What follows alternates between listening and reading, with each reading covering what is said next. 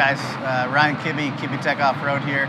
Doing something a little new. We're going to start showing you a little more in-depth of what we got going on in the shop, how we're building things, why we're building things, all the processes we do here in-house. See, we got tons of builds, so we're going to try to cover everything as best we can and just give you a little more in-depth look at everything we do. So come check it out.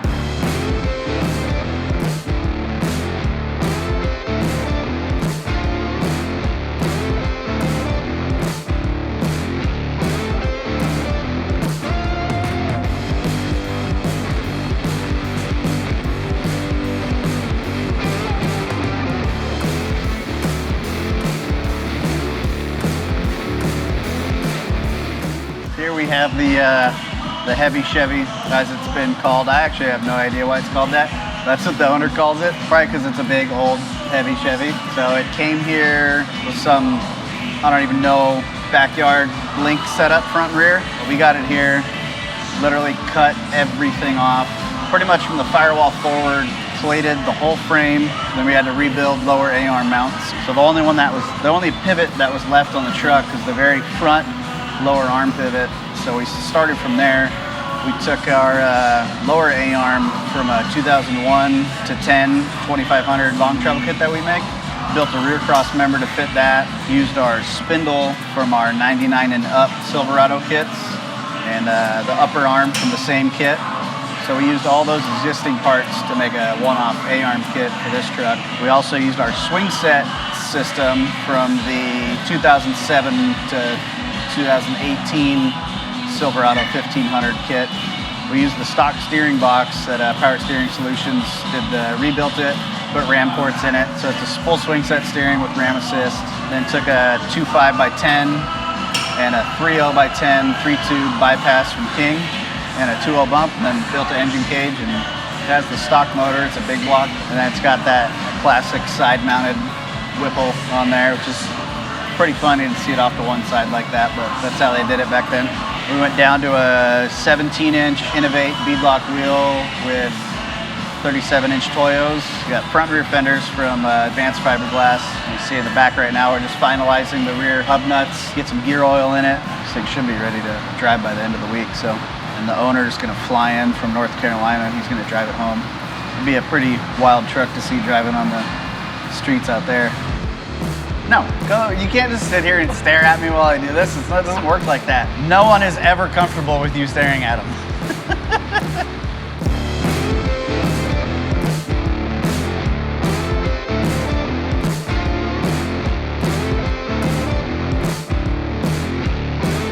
So on the rear of this truck, we went with our short course 4-link. This one we kept, pretty standard bed cage that we do with a 3.0 IBP King coilover and a 2.5x4 bolt-in bump stop. Kept the bed cage kind of open with a single spare in the middle. If you look under here, it's got a Jazz Jeep Speed 32-gallon fuel cell in one of our cradles. It's got a full 9-inch rear end, all fabricated. We tabbed it all out. It's running a 9-inch ring gear with a 5.0, I think it's a 5.0 gear with a spool and 40 spline axles. Willwood 4 pistons with 13-inch rotors. And then, yeah, the rear, I think we strapped it at 18.5 inches of travel. This is also running our billet trailing arms. This was actually the first set that we made. Pretty much a quarter of the way through this first arm right here, and then I changed my mind on how I wanted to build them. So this is literally the only set that's built like this. This still has the shock tabbed off the axle. And you notice on all like our newer ones, we have the shock clevis on the shock end with the uniball in the trailing arm with the shock off the trailing arm instead of the housing. So this one has one of one on these trailing arms.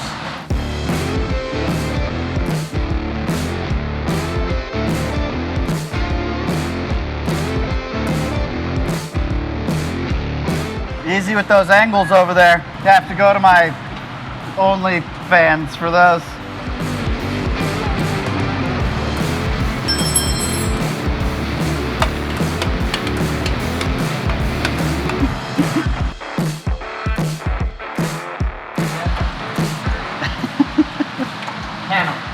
They think older trucks would have less wiring than the newer ones, but this thing is quite a few things to plug back in. And there was a lot of different added systems from that Whipple. So there's a bunch of extra relays and different things that got to get sorted out. Be driving it by the end of the day, right? Yeah, pretty much under the hood, it's fairly stock. Obviously, that we built the intake to get around the bump stop there. Built a simple bolt-in crossbar. Remounted all the factory computer fuse panels. Redid all the battery cables. Just put the battery in the rear. New radiator, new stock radiator. Made our own little mounts for it. Simple 30 kc flex light on the grill. As I mentioned earlier, we went down to 17s with a 37. So this is a 17 by, let's say, 8.5 true forged beadlock. So it's not like a cast cheap wheel. It's actually all USA made forged wheel. We call these the Gen 1 Innovate wheels. He made these before he started Innovate. So now we're all moved on to the Innovate wheels, but still same quality craftsmanship in these wheels. Like I said, all 100% American made. Pretty nice to have that quality in there. And then a 37 1250 17 Toyo MT. These tires work great in pretty much all scenarios. I used to run a different tire, and then when I went to these, I was kind of blown away about how good they worked and actually having traction all the time when you want it. And it's just a good looking tire. This whole setup is just kind of my new favorite setup right here.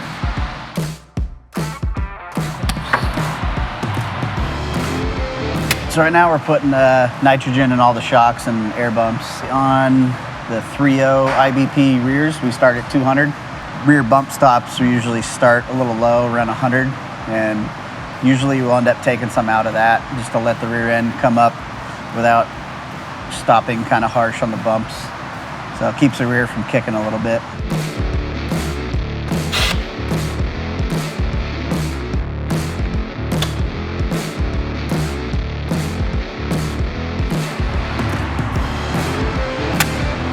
Yeah, so the front nitrogen's a little different. We start 200 at the bypass and 150 in the coilover and then 200 in the bump. So we put a lot in the bump stop because the front's got so much weight. It goes through the bump pretty easy. So we want to make that bump do as much work as possible.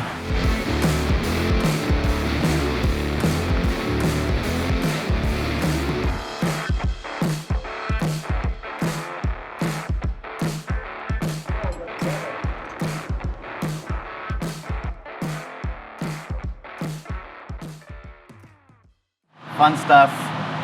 This is stuff we don't like to happen. You have brand new parts, and then just the seal on it just didn't want to be a seal, and there you got your oil spill now. So new seal on the way. Hopefully that fixes it. It's kind of a lot of work to take this thing apart and put it back together, and it makes a huge mess.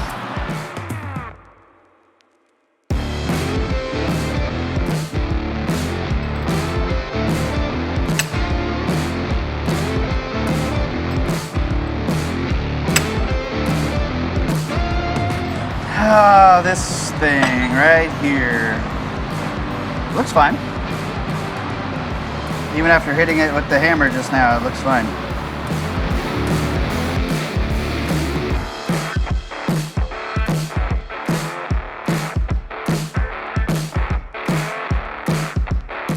So yeah, earlier we fired it up, fired right up, no problems. And then I started noticing the steering box leaking. And I thought it was just the reservoir or a loose line or something like that, but turns out it was the sector shaft seal. So yeah, no way to fix that other than take it out of the truck and rebuild it, and hopefully it works the third time.